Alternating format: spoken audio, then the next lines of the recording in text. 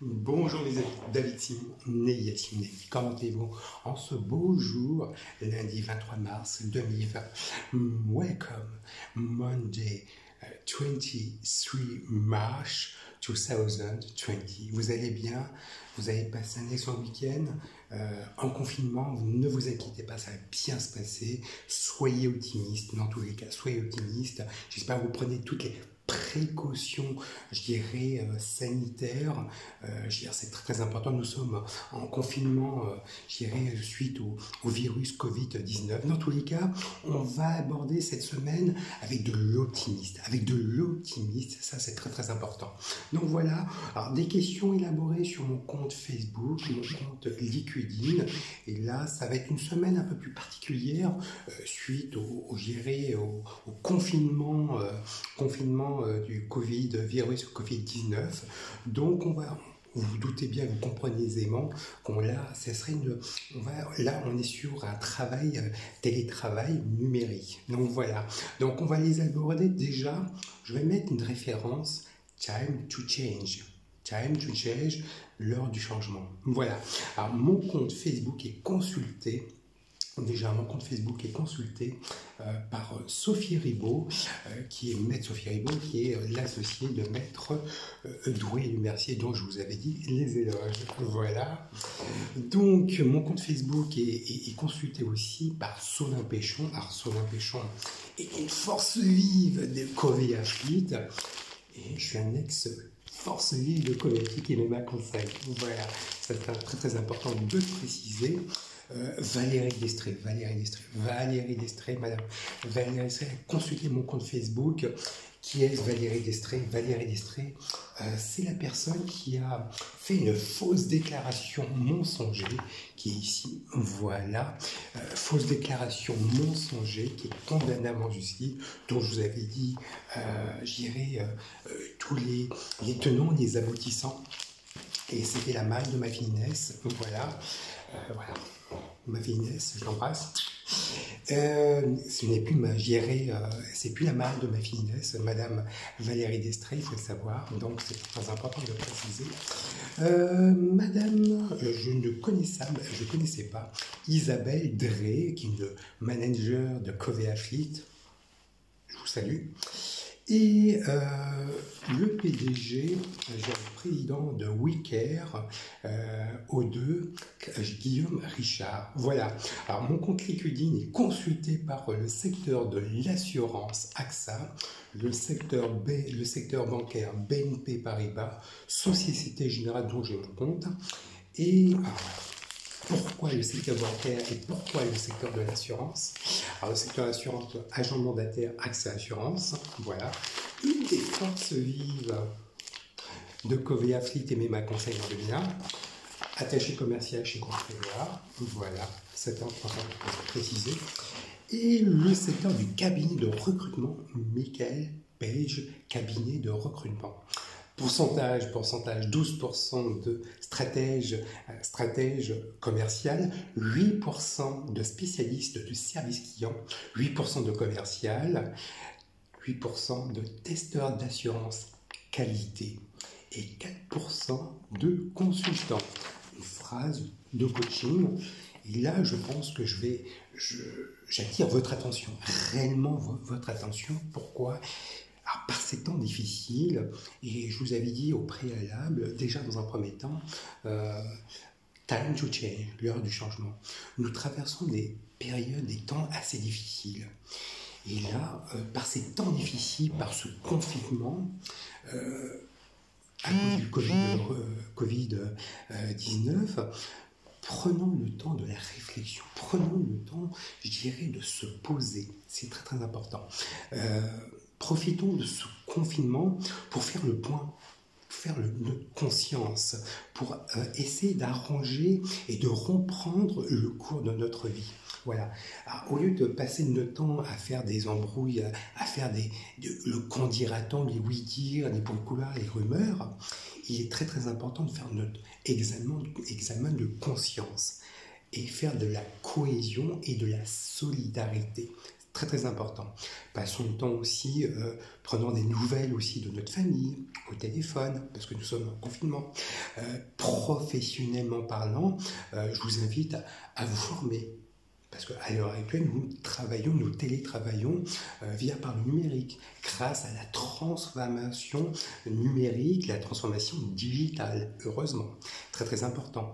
Lisons-nous, et je vous invite encore une fois, faire des formations pour se reformer. Grâce à, malheureusement, à ce confinement, on va se permettre de se reformer. Voilà, de se former et de se reformer sur des formations qu'on ne pensait pas. Là, je vais m'intéresser à de l'anglais, ou me reformer sur des fonctions support, secrétariat, comptabilité. Voilà, se remettre en question et se dire pourquoi le monde change, le monde évolue. Il est très très important. Et se poser, se remettre, se poser, mettre des réflexions et se dire tiens, je vais reprendre le cours de ma vie. Il est très très important. Faites de l'exercice de soi-même. Ça, c'est important. Peut-être faire de l'exercice, faire du sport. Là, je fais un peu du sport, de la gym fit pour m'entretenir. Voilà, ça c'est très très important. En un mot, un peu plus de sérénité, un peu plus de, je dirais, de beauté de l'âme et de la sérénité. En conclusion, et vous le savez mieux que moi, en conclusion, vous savez lorsqu'on est optimiste, on produit des hormones, les hormones de bien-être, la dopamine, la sérotonine, je dirais, c'est des endorphines produisent des hormones, ce sont des hormones de bien-être. On va être robuste, on va être optimiste, on va être fort, suite à une confrontation du Covid-19. Voilà, on va être un peu plus optimiste, un peu plus robuste, un peu plus fort. Et là, vous êtes bien. Quand vous êtes à un bon moral, vous êtes optimiste, vous êtes un peu plus fort, vous allez affronter la vie directement. Ça, c'est très, très important de le préciser. Les temps sont graves. Apprenez à vous analyser. Ça, c'est très important. Et je le dirais, la vie est tellement courte. La vie est courte. La vie est courte. On est peu de choses dans la vie. On est peu de choses dans la vie. Essayons de voir notre famille. Essayons de se remettre avec la famille, les amis, les voisins, au lieu de se chamailler. Il est très important. Et se remettre, remettre notre vie en main droit. Voilà, dans la cohérence, dans la cohésion, dans la solidarité. Voilà, ça c'est très, très important. C'est une phrase de coaching, je me permets, dans l'optimiste. Voilà.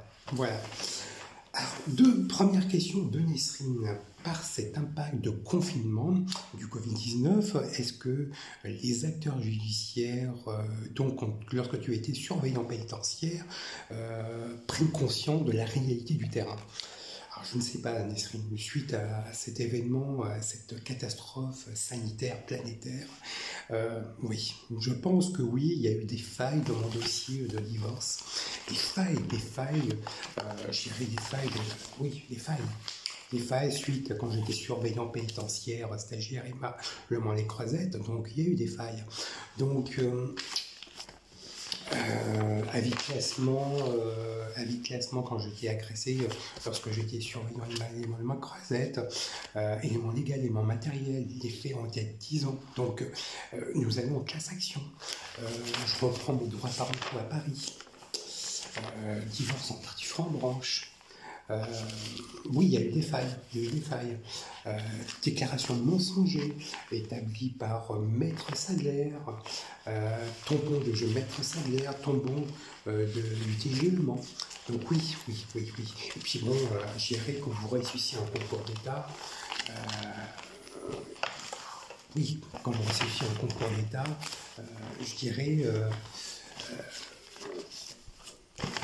Voici un concours d'État, non-notation des supérieurs hiérarchiques, vous passez par le ministère de la Justice, par l'école d'administration pénitentiaire qui se trouve à Agen, l'école d'administration pénitentiaire à Agen, une belle institution du ministère de la Justice.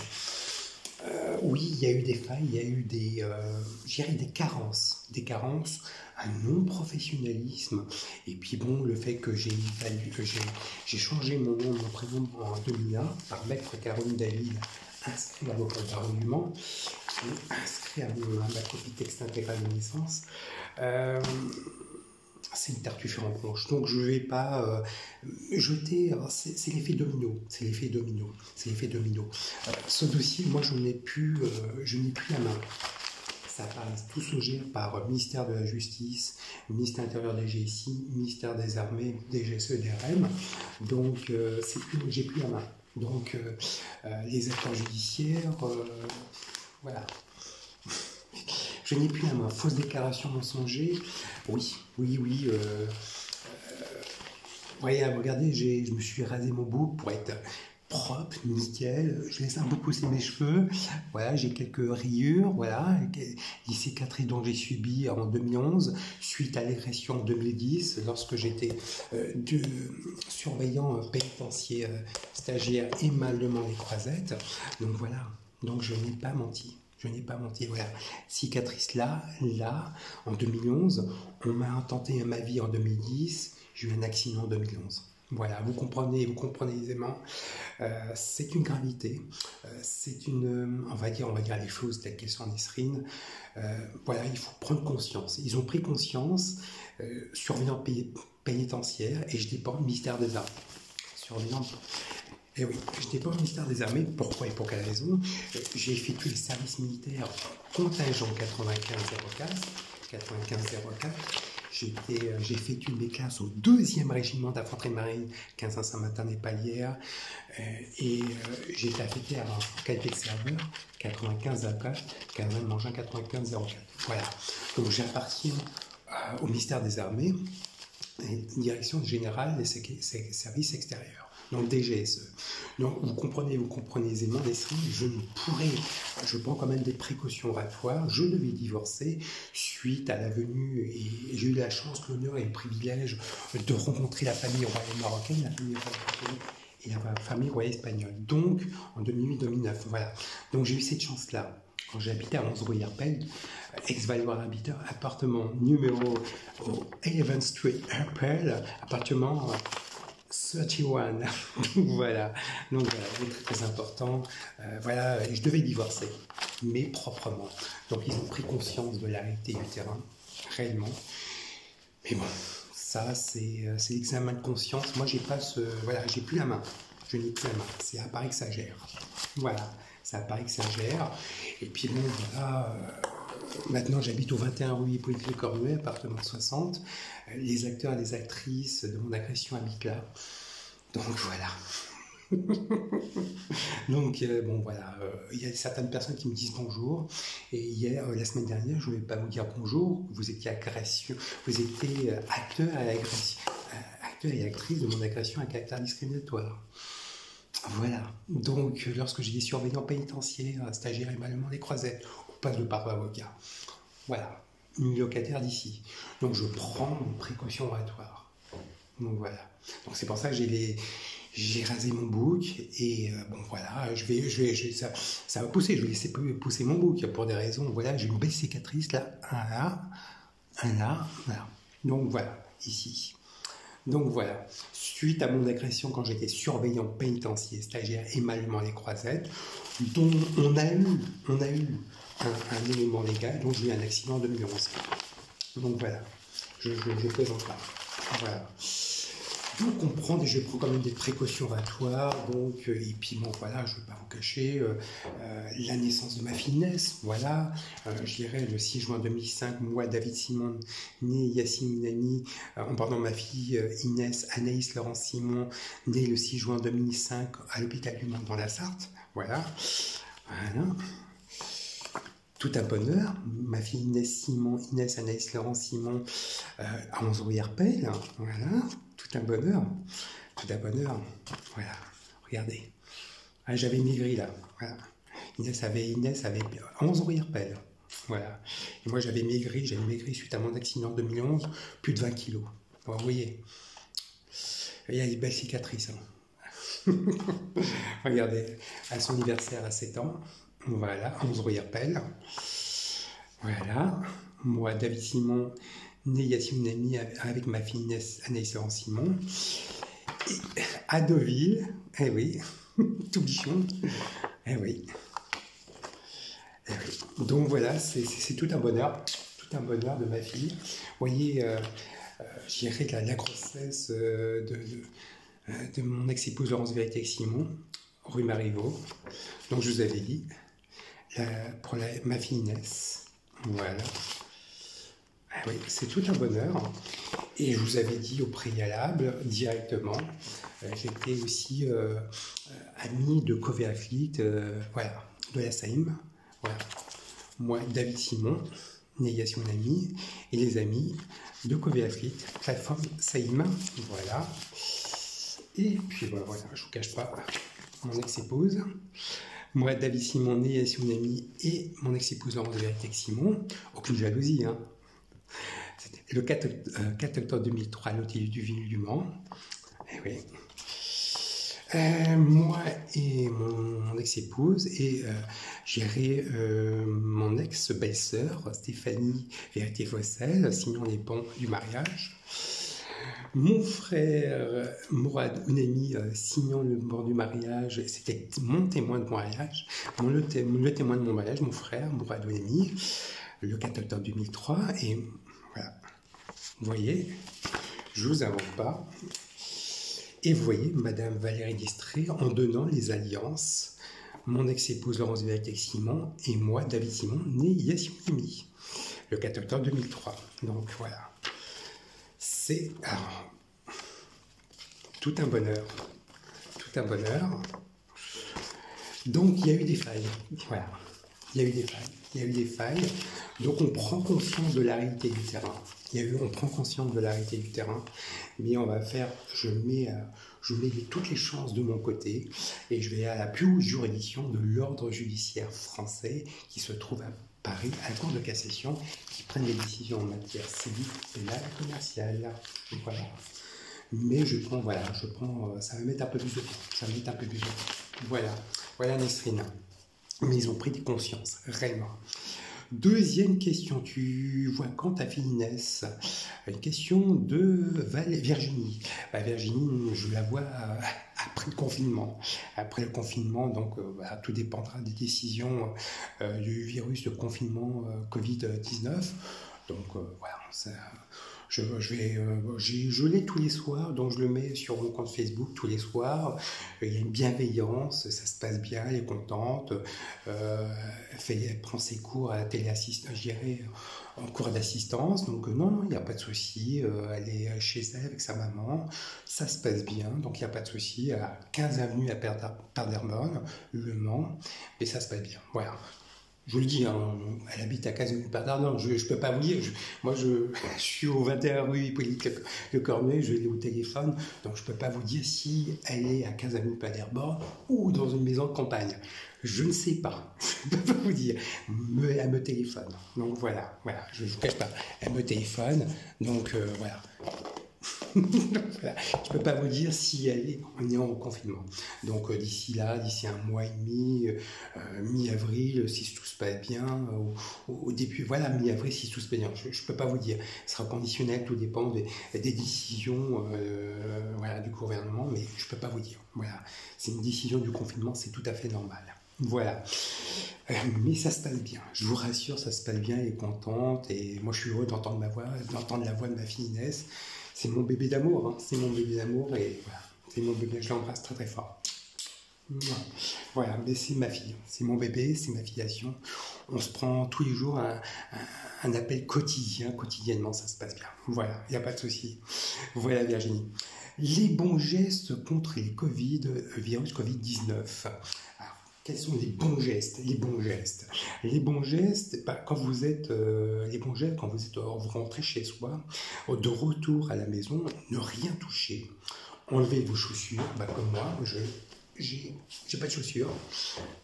Tout est bien nickel. Enlevez vos chaussures. Si vous avez des chiens, nettoyez les pattes des chiens. Enlevez vos vêtements du jour et les nettoyez. Se laver les mains précautionneusement. Il est très très important.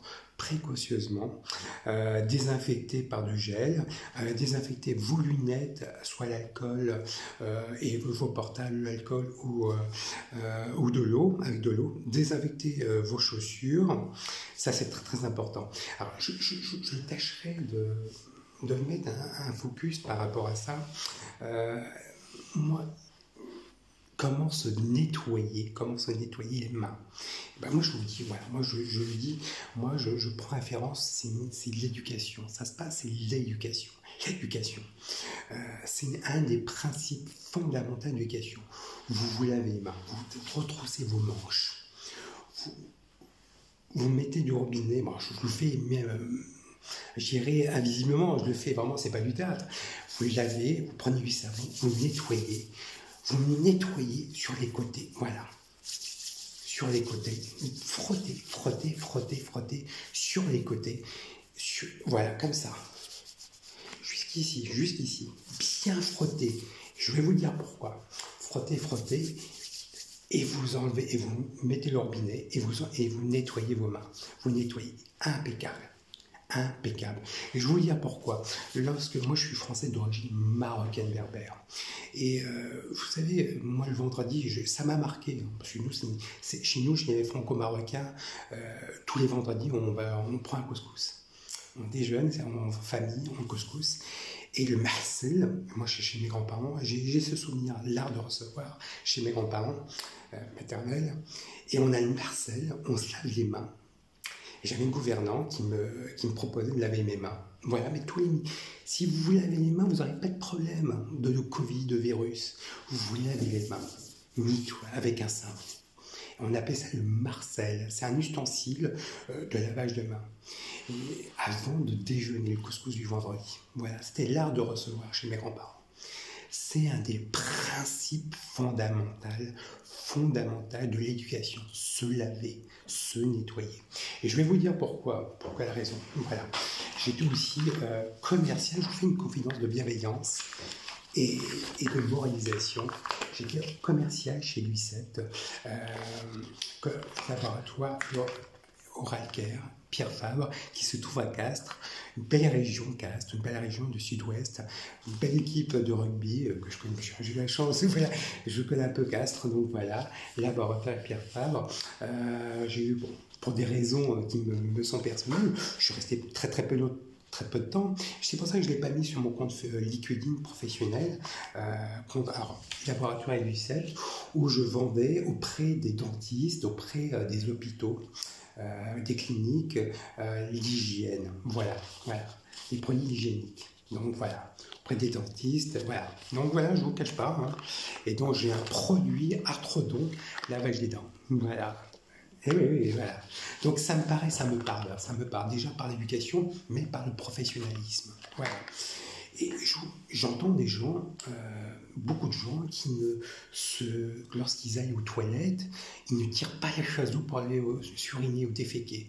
Tirez la chasse d'eau, lavez-vous les mains. Lorsque vous allez faire déféquer dans les toilettes, moi c'est ce que je fais. Moi je me nettoie avec le papier toilette. Je tire la chasse d'eau, je nettoie, je me lave les mains et je vais dans la salle de bain pour laver mon popotin. Qui est-ce qui fait ce genre de truc? J'espère que vous le faites. Moi, je le fais.